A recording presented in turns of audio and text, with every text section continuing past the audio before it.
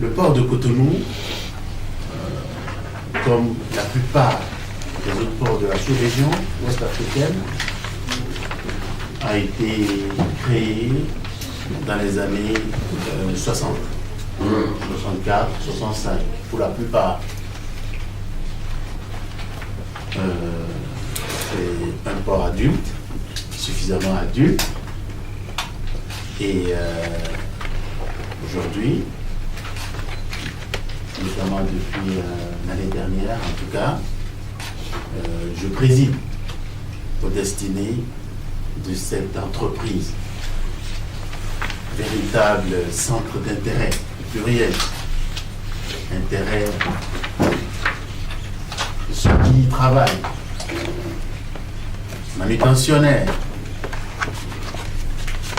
accognés, transitaires, consignataires, autorités portuaires, et j'en passe.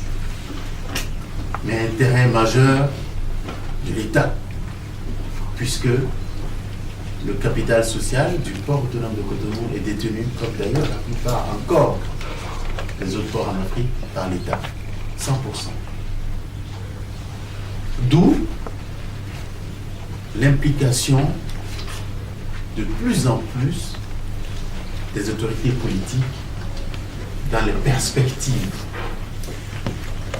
du port autonome de Cotonou.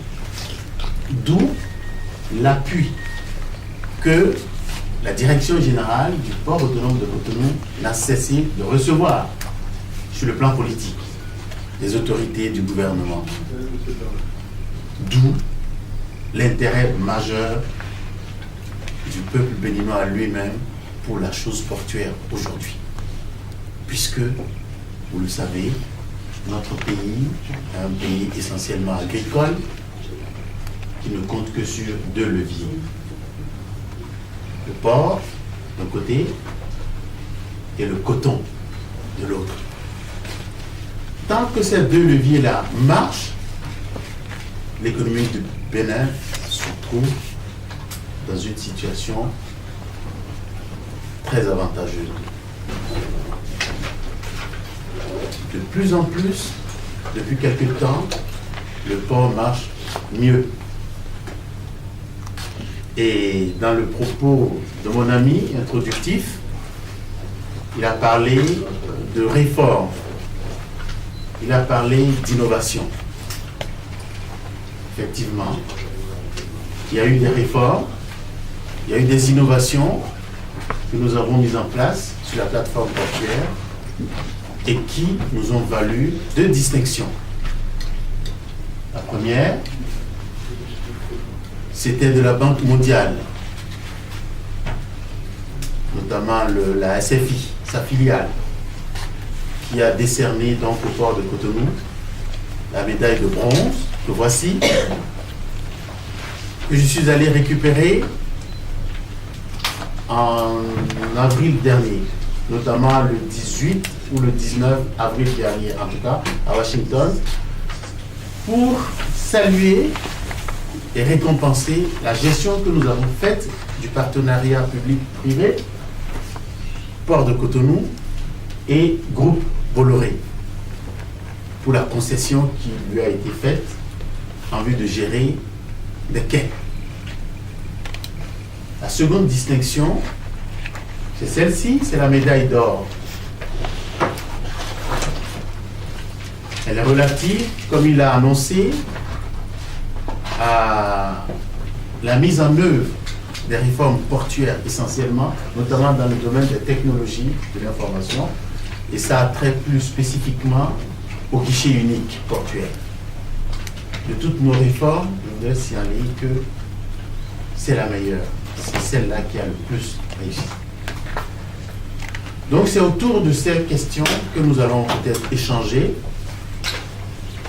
en n'oubliant pas, comme il a dit, les perspectives qui s'ouvrent aujourd'hui au port de Cotonou, perspectives pour nos amis des pays de l'Interland, le Niger, le Burkina, le Mali, et, pour ne pas oublier, nos amis tchadiens qui fréquentent de plus en plus le port de Cotonou, ainsi que certains opérateurs du sud algérien.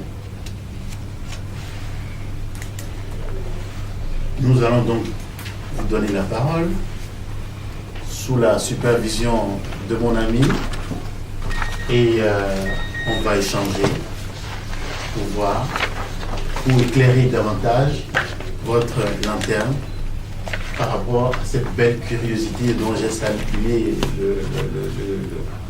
d'entrée de jeu à la disposition. Et à la fin, peut-être que les organisateurs pourront voir comment organiser, peut-être organiser certains entretiens, peut-être particuliers. Voilà, je vous remercie, messieurs, dames. Voilà. Bien, merci, monsieur le directeur général. Avant de donner donc la parole aux journalistes, je voulais simplement vous rappeler que n'eût été la conférence de presse du président de la République un hasard du calendrier, cette salle n'aurait pas suffi pour accueillir les journalistes tellement leur curiosité est grande. C'est pas une prétention, non. Je ne savais pas que on ne joue pas dans la même division. Hein. Non, mais on fait appel aux mêmes journalistes. Voilà. Bien, donc, honneur aux dames. Vous avez dit que la réforme la plus importante, c'est celle pour laquelle vous avez été récompensé par la médaille d'or. Expliquez-nous pourquoi cette réforme est selon vous celle qui a le mieux marché finalement. Merci beaucoup, madame. Vous savez, ça fait 20 ans, environ 20 ans, que l'ensemble des ports africains, nous cherchons pour trouver une solution à la déperdition des fonds, à l'évasion parfois des fonds. Parce que sur la plateforme portuaire, en tout cas je parle de Cotonou, avant la réforme en question, qui est rentrée en vigueur en novembre 2011, nous avons passé le temps à essayer de regrouper l'ensemble des formalités quelque part pour travailler à la sécurisation des ressources issues des opérations commerciales au port de Cotonou. Plusieurs tentatives ont eu lieu. Je ne reviendrai pas sur cette tentative-là. Toujours est-il qu'il y a eu beaucoup de résistance de part et d'autre. Hein. Les opérateurs qui n'étaient pas prêts ou qui soupçonnaient l'opérateur venu mettre sur pied une sorte de guichet unique, de vouloir leur couper certaines façons de faire. Hein. Mais la suspicion a fait que pendant près de 20 ans, ça n'a pas marché. En novembre 2011, et suite à un appel d'offres international, un opérateur a été retenu avec lequel le gouvernement a signé un contrat de concession pour mettre en place ce système de guichet unique portuaire. Avant, tous les acteurs portuaires s'échangeaient entre eux. Quelqu'un qui avait une marchandise à sortir ou à faire sortir du port, allait aller à tel bureau à tel autre bureau, ainsi de suite. Il y avait, si je pouvais vous schématiser ça, il y avait plus de 20 intervenants. Le seul transitaire qui est chargé de sortir la marchandise devait faire le tour de X, Y, Z, enfin bref. Depuis que la réforme a vu le jour, nous avons une base de données unique. Vous avez une information à récupérer, vous allez dans cette base. Vous avez une information à donner ou à fournir, vous allez dans cette base. Il n'y a plus qu'un seul interlocuteur. Et donc, toutes les opérations, formalités douanières, formalités administratives, formalités de ceci, paiement et tout ça là, se fait en un seul guichet et en une seule forme. Et le temps que nous avons gagné, je pourrais peut-être schématiser en vous disant qu'en janvier 2012, c'est un repère que je prends, en janvier 2012, Nous étions à 52 jours. 52 jours pour un conteneur qui est arrivé au port de Cotonou, qui est descendu du conteneur, du navire, pour être posé au bord à quai, ce qu'on appelle vue à quai. Entre ce moment et le moment où le conteneur arrive dehors, hors du port, 52 jours. On était en janvier 2012. En février dernier, on est à 6 jours. Tout ça par la simplification justement de toutes les procédures administratives, douanières, commerciales et tout ce qu'on veut. Mieux, le temps de séjour des camions eux-mêmes à l'intérieur du port.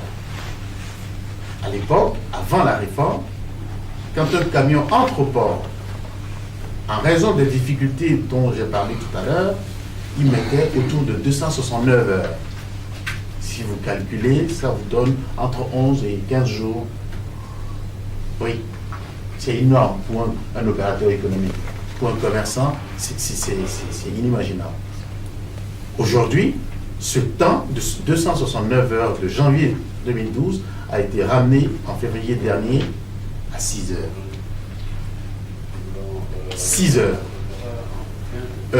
Nous-mêmes, nous avons été agréablement surpris parce que pour arriver à ça, nous avons mis en place ce que nous appelons les procédures, les nouvelles procédures d'accès au port de Cotonou.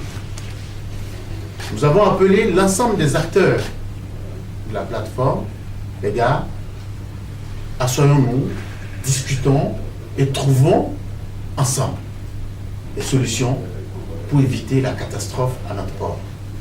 Parce que, du point de vue des standards internationaux, nous sommes complètement out. Donc on s'est assis, en 72 heures, nous avons réussi à mettre cette procédure en place. Et nous avons procédé à beaucoup de pédagogie, à beaucoup d'informations, chaque catégorie d'acteurs portuaires, les conducteurs de véhicules, les transitaires, les consignataires, les manutentionnaires, les douaniers, bref, tout le monde est venu à cela.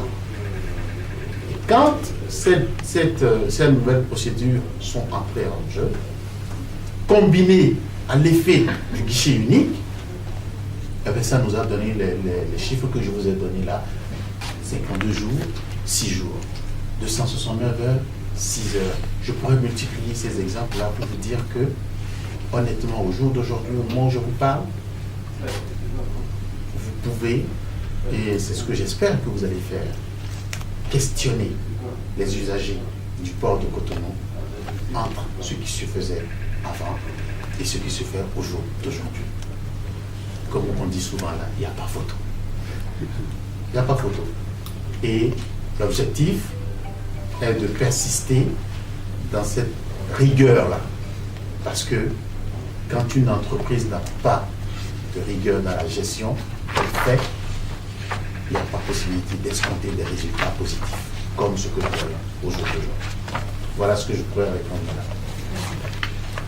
Monsieur Camara. La mer grignote les terres portuaires de Cotonou. Qu'est-ce que vous faites pour arrêter l'avancée de la mer? Vous le savez. Bon, première question. Au niveau de la sécurisation des navires, vous savez bien qu'entre Cotonou et les autres ports en allant du côté de Lagos, où en êtes-vous exactement en matière de sécurisation des navires et du personnel portuaire? Merci beaucoup, cher ami. Vous avez posé deux préoccupations. La première, c'est par rapport à l'érosion côtière. Dans ces réalisations, il y a ce que nous appelons l'épi d'arrêt des sables. Il était long de 300 mètres. Il a été rallongé et il est long aujourd'hui de 600 mètres. Ça permet d'emprisonner le sable, d'éviter, puisque à ce niveau-là, les courants marins, c'est d'ouest en est. Et donc, ça contournait le digue pour s'entasser dans le bassin portuaire. Aujourd'hui, avec les 600 mètres linéaires de cet épi d'arrêt de sable, nous gagnons plutôt de la terre. Ce qui fait que tous les ans, selon le calcul fait par les techniciens, il y a autour de 3 à 4 mètres de gagné dans le secteur portuaire. Mais mieux, le gouvernement, lui, s'est lancé dans de grands travaux depuis la frontière du Togo jusqu'au niveau de la frontière avec le Nigeria.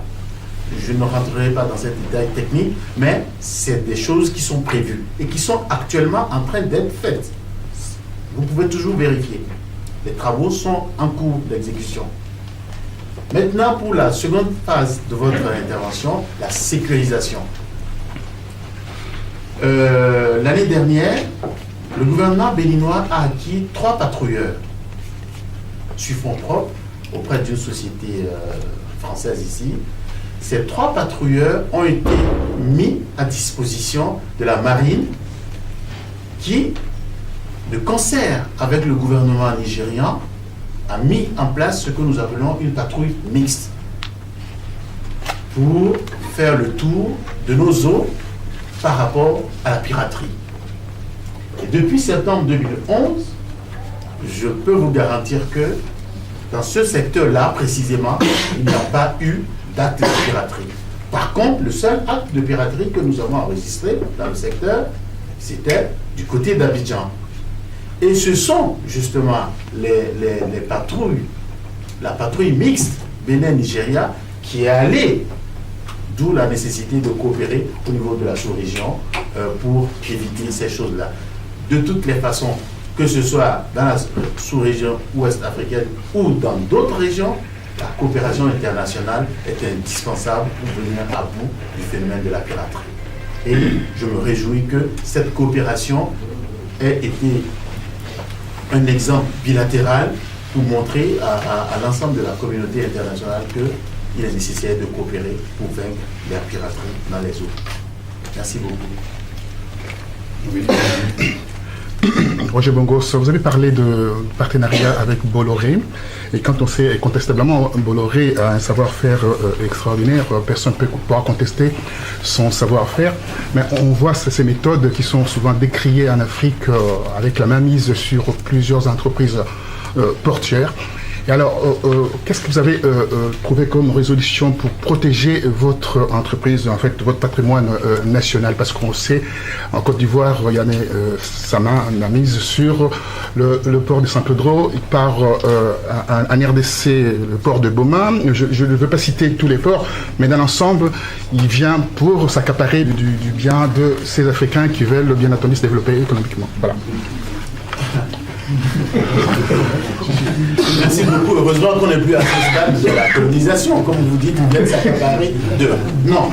Ce qui s'est passé à Cotonou avec le groupe Bolloré, c'est simplement un appel d'offres international. Bolloré a postulé au même titre que d'autres groupes. Je ne veux pas les citer ici.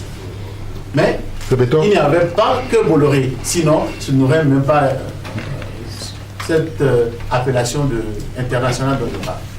Toujours est-il que le dossier d'appel d'offres, il n'est pas confidentiel. On peut le consulter, on peut y lire toutes les exigences, toutes les conditions ou conditionnalités, si vous voulez que je parle comme ça, du Bénin, de la partie béninoise. C'est sur cette base-là, donc, des TDR et donc du cahier de charges, qu'aujourd'hui, les investissements de Bolloré ont été effectués.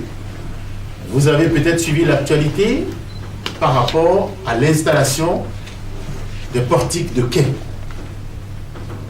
Bolloré a installé 2 portiques de quai qui sont déjà en voie d'opérationnalisation. Le cahier des charges prévoit 2 autres qui seront forcément installés, puisque c'est sur cette base-là que le contrat a été signé. Alors, est-ce que, comme vous dites, ces gens-là, ils viennent prendre la chose des Africains? Je me pose des questions, mais je vous laisse responsable de vos propos. Moi, je ne suis pas journaliste. Ce que je sais, c'est que ces portiques-là vont booster inexorablement l'activité portuaire à Cotonou. Parce que j'ai parlé de 2 portiques. Le premier, un portique a la capacité de manutentionner 35 conteneurs l'heure. On en a 2. Admettons que les 2 cumulés ne fassent seulement que 30 conteneurs l'heure.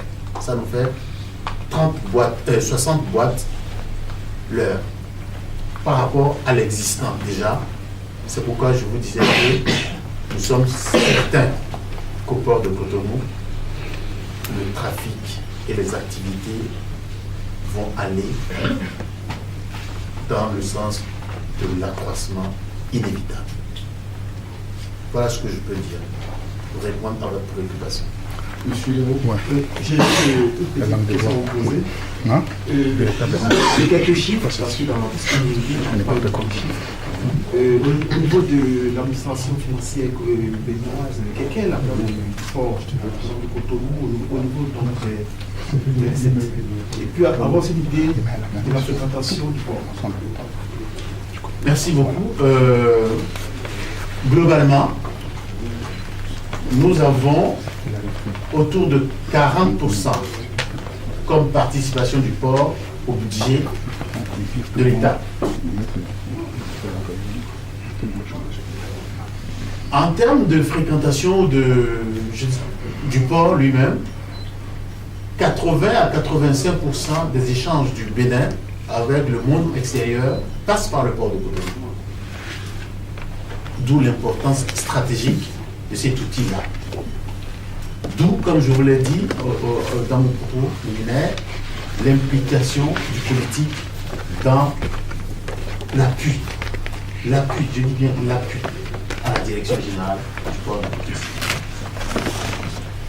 Du point de vue des trafics, le port de Cotonou a franchi symboliquement au 31 décembre dernier la barre de 7 millions de tonnes. Ça ne nous était jamais arrivé. On est en gros à 7,5 millions au 31 décembre dernier. C'est avec fierté que je le dis, parce que c'est un résultat que nous avons obtenu en nous serrant beaucoup la ceinture. Parce que pour mettre en œuvre ces réformes, il a fallu beaucoup de travail. Travail de pédagogie, travail d'information, travail de communication et parfois travail de sanction. Et ce n'est jamais facile de sanctionner des gens qui peuvent du jour au lendemain vous dire si c'est comme ça, je quitte le port. Je ne viens plus travailler au port. Le chantage. Mais il fallait rester ferme. C'est au prix